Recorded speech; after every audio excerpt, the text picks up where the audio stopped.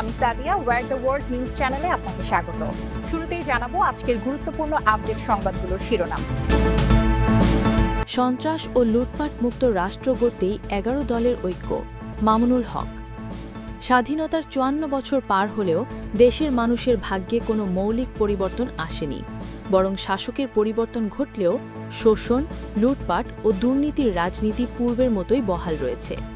এই অপরাজনীতির চূড়ান্ত অবসান ঘটাতেই ১১ দলীয় নির্বাচনী ঐক্য গঠিত হয়েছে বলে মন্তব্য করেছেন বাংলাদেশ খেলাফত মজলিসের আমির মাওলানা মামুনুল হক। বিএনপি জোটের প্রার্থী কাশিমের বিরুদ্ধে মামলা। নারায়ণগঞ্জ ৪ ফতুল্লা আসনে বিএনপি নেতৃত্বাধীন জোটের প্রার্থী ও জমিয়তে উলামায়ে ইসলামের নারায়ণগঞ্জ জেলার সভাপতি মুফতি মনির হোসাইন কাশিমের বিরুদ্ধে মানহানির অভিযোগে মামলা করেছেন এক সাংবাদিক। রোববার ৮ ফেব্রুয়ারি ঢাকার মেট্রোপলিটন ম্যাজিস্ট্রেট কামাল উদ্দিনের আদালতে নারায়ণগঞ্জের স্থানীয় নিউজ নারায়ণগঞ্জ 24.com-এর সাংবাদিক মোহাম্মদ আকাশ মামলার আবেদন করেন। বাদীর জবানবন্দি গ্রহণ করে অভিযোগের বিষয়ে সিআইডিকে তদন্তের নির্দেশ দিয়েছেন আদালত। ঢাকায় প্রচারে তারেক রহমান, এলাকার সন্তান হিসেবে চাইলেন ভোট। ঘনিয়ে এসেছে ত্রয়োদশ জাতীয় সংসদ নির্বাচন। প্রচারাভিযান জোরদার করেছেন সব প্রার্থী। শেষ দিকের প্রচার হিসেবে ঢাকায় পথসভা শুরু করেছেন বিএনপির চেয়ারম্যান তারেক রহমান। ঢাকায় ৪০টি খেলার মাঠ করার প্রতিশ্রুতি তারেক রহমানের। রাজধানী ঢাকায় ৪০টি খেলার মাঠ করার ঘোষণা দিয়েছেন বিএনপি চেয়ারম্যান তারেক রহমান।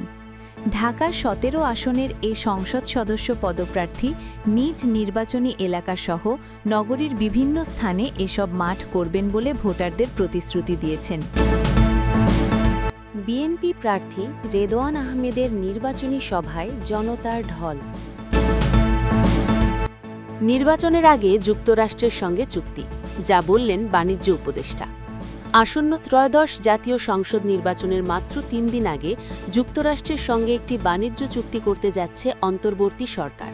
সোমবার ৯ ফেব্রুয়ারি যুক্তরাষ্ট্রের রাজধানী ওয়াশিংটন ডিসিতে স্বাক্ষরিত হতে যাচ্ছে বহুল আলোচিত এই চুক্তি। সরকারের বিদায়বেলায় এমন বড় এক চুক্তি নিয়ে এরই মধ্যে প্রশ্ন উঠেছে। প্রশ্ন ওঠার বড় কারণ, চুক্তির খসড়ায় কি আছে তা কেউ জানে না। চুক্তির সবকিছু গোপন রাখার বিষয়ে যুক্তরাষ্ট্রের সঙ্গে আগেই নন ডিসক্লোজার এগ্রিমেন্ট বা এনডিএ সই করেছে অন্তর্বর্তী সরকার। রোববার ৮ ফেব্রুয়ারি সচিবালয়ে সমসাময়িক ইস্যুতে সাংবাদিকদের সঙ্গে আলাপকালে এসব প্রশ্নের মুখোমুখি হন অন্তর্বর্তী সরকারের বাণিজ্য এবং বেসামরিক বিমান পরিবহন ও পর্যটন বিষয়ক উপদেষ্টা শেখ বশিরউদ্দিন। এই ছিল আজকের গুরুত্বপূর্ণ আলোচিত সংবাদের শিরোনামগুলো। এখন বিস্তারিত সংবাদে আসছি, তবে তার আগে অনুরোধ রইল ভিডিওতে একটি লাইক দিয়ে চ্যানেলটি সাবস্ক্রাইব করুন এবং কমেন্টে জানিয়ে দিন আপনি কোন জায়গা বা কোন দেশ থেকে আমাদের এই সংবাদটি দেখছেন। সন্ত্রাস ও লুটপাট মুক্ত রাষ্ট্র গড়তেই ১১ দলের ঐক্য, মামুনুল হক। স্বাধীনতার ৫৪ বছর পার হলেও দেশের মানুষের ভাগ্যে কোনো মৌলিক পরিবর্তন আসেনি, বরং শাসকের পরিবর্তন ঘটলেও শোষণ, লুটপাট ও দুর্নীতির রাজনীতি পূর্বের মতোই বহাল রয়েছে। এই অপরাজনীতির চূড়ান্ত অবসান ঘটাতেই ১১ দলীয় নির্বাচনী ঐক্য গঠিত হয়েছে বলে মন্তব্য করেছেন বাংলাদেশ খেলাফত মজলিসের আমির মাওলানা মামুনুল হক। তিনি বলেন, জুলাই বিপ্লবের আকাঙ্ক্ষার প্রশ্নে কোনো আপোষ করা হবে না এবং ব্যালটের মাধ্যমেই সন্ত্রাস ও লুটপাটের রাজনীতিকে চিরতরে বিদায় জানাতে হবে। রোববার ৮ ফেব্রুয়ারি বিকালে রাজধানীর বাড্ডার ডিআইটি প্রজেক্ট খেলার মাঠে ঢাকা ১১ আসনে ১১ দলীয় জোটের প্রার্থী মোহাম্মদ নাহিদ ইসলামের নির্বাচনী জনসভায় বিশেষ অতিথির বক্তব্যে তিনি এসব কথা বলেন। মাওলানা মামুনুল হক বলেন, আমরা কোনো ব্যক্তি, দল বা গোষ্ঠীর স্বার্থে ঐক্যবদ্ধ হইনি। বঞ্চিত, নিপীড়িত ও ভাগ্যহত ১৮ কোটি মানুষের অধিকার তাদের ঘরে ঘরে পৌঁছে দেবার লক্ষ্যেই আমাদের এই ঐক্য। তিনি বলেন, ১৯৭১ সালের মহান মুক্তিযুদ্ধের মাধ্যমে স্বাধীনতা অর্জনের পর মানুষ বৈষম্যহীন সমাজের স্বপ্ন দেখেছিল, কিন্তু স্বাধীনতার ৫৪ বছর পরও জনগণের ভাগ্যে মৌলিক কোনো পরিবর্তন আসেনি। শাসকের চেহারা ও ভাষা বদলালেও শোষণের চরিত্র বদলায়নি। মামুনুল হক আরও বলেন, আগে বিদেশি শাসকরা এদেশ লুট করত, এখন দেশীয় শাসকরাই জনগণের সম্পদ লুট করে বিদেশে পাচার করছে। যারা বেগমপাড়া গড়ে তুলেছে তারা দেশের মানুষের সঙ্গে আরও বড় প্রতারণা করেছে।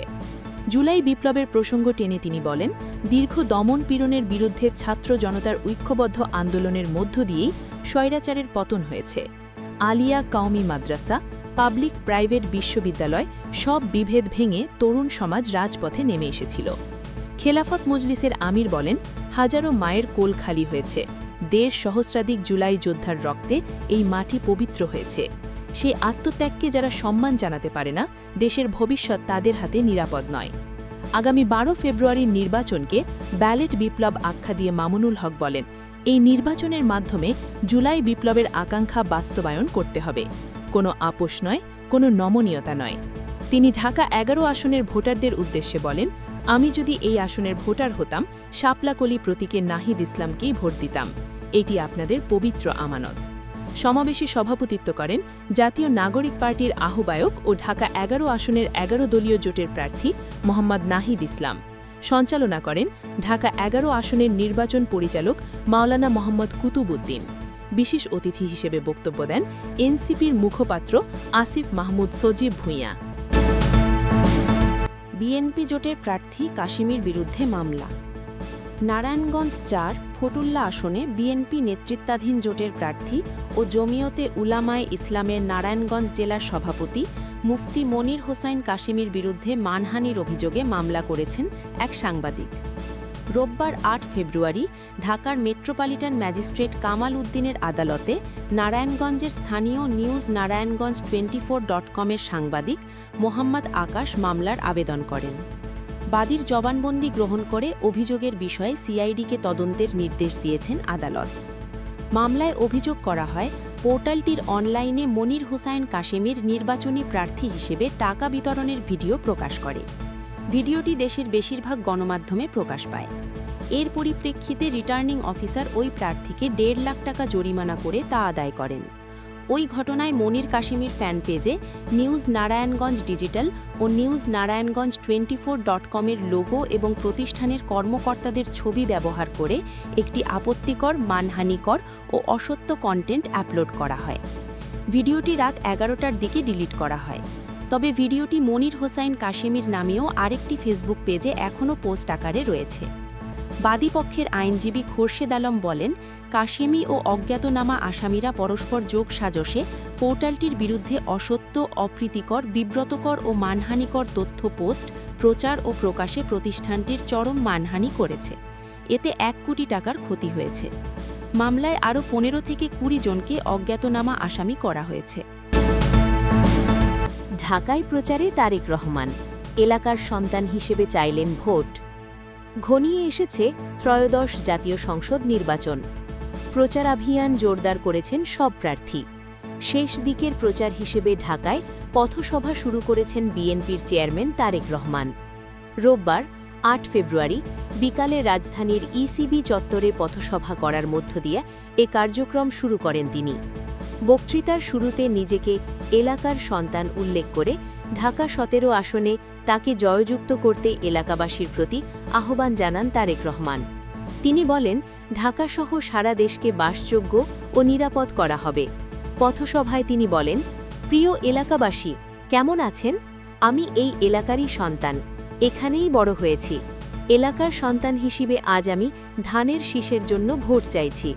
আপনারা ধানের শীষকে ভোট দিলে এবং বিএনপি জয়ী হলে ঢাকা শহর সহ সমগ্র দেশকে নিরাপদ করতে চাই, যাতে নিরাপদে মানুষ চলাচল করতে পারে। ঢাকায় যাতে মানুষ বুক ভরে শ্বাস নিতে পাবে, সেই ব্যবস্থা করা হবে। এ সময় তিনি রাজধানীতে খেলার মাঠ এবং ইসিবি চত্বর থেকে জসিমউদ্দিন পর্যন্ত রাস্তা প্রশস্ত করার প্রতিশ্রুতি দেন।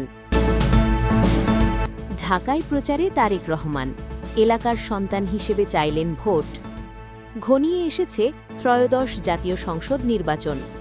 প্রচারাভিযান জোরদার করেছেন সব প্রার্থী। শেষ দিকের প্রচার হিসেবে ঢাকায় পথসভা শুরু করেছেন বিএনপির চেয়ারম্যান তারেক রহমান।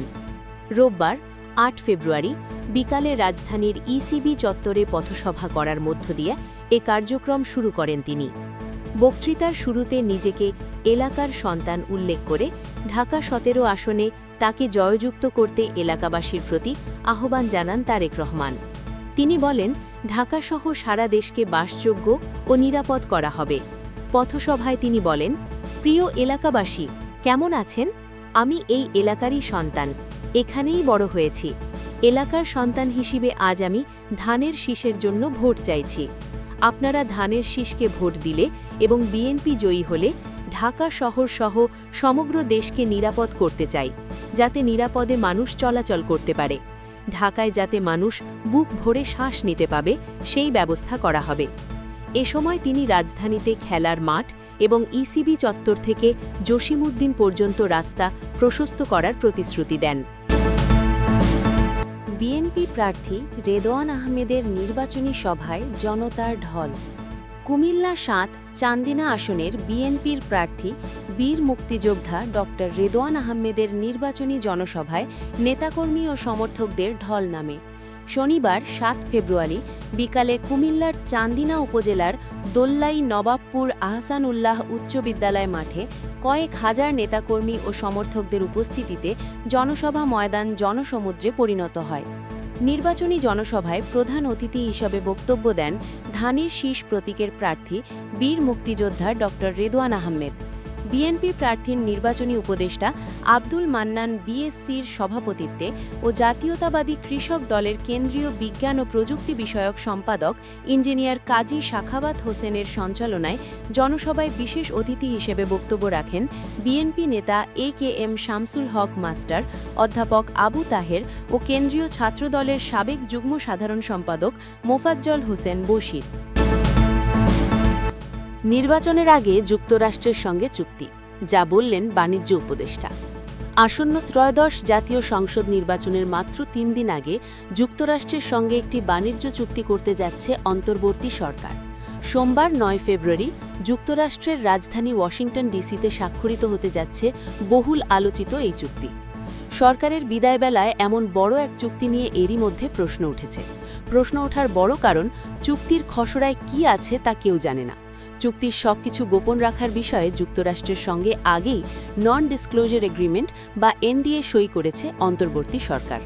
রোববার ৮ ফেব্রুয়ারি সচিবালয়ে সমসাময়িক ইস্যুতে সাংবাদিকদের সঙ্গে আলাপকালে এসব প্রশ্নের মুখোমুখি হন অন্তর্বর্তী সরকারের বাণিজ্য এবং বেসামরিক বিমান পরিবহন ও পর্যটন বিষয়ক উপদেষ্টা শেখ বশিরউদ্দিন। এ ব্যাপারে তিনি বলেন, বাণিজ্য চুক্তি সম্পন্ন হওয়ার পর এর শর্তাবলী ও অন্যান্য বিষয় জনসম্মুখে তুলে ধরা হবে।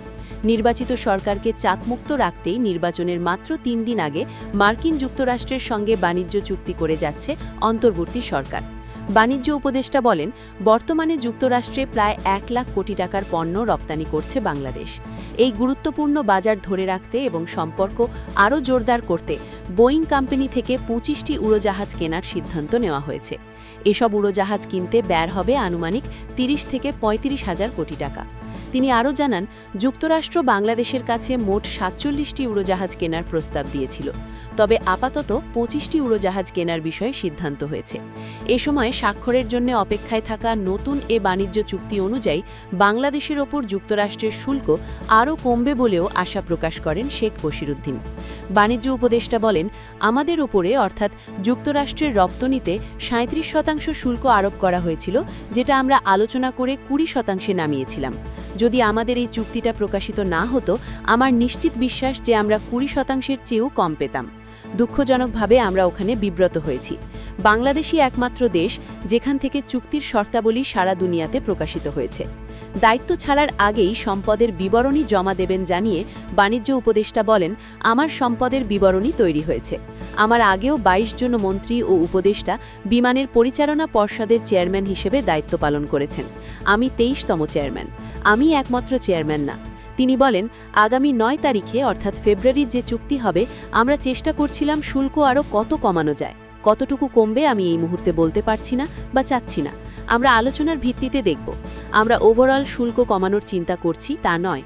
আমাদের প্রচেষ্টা রয়েছে যে মূল পণ্য গার্মেন্টস এই জায়গায় যেন আমাদের শুল্ক শূন্য হয়। আমরা সেই প্রচেষ্টায় এখনও রত রয়েছি।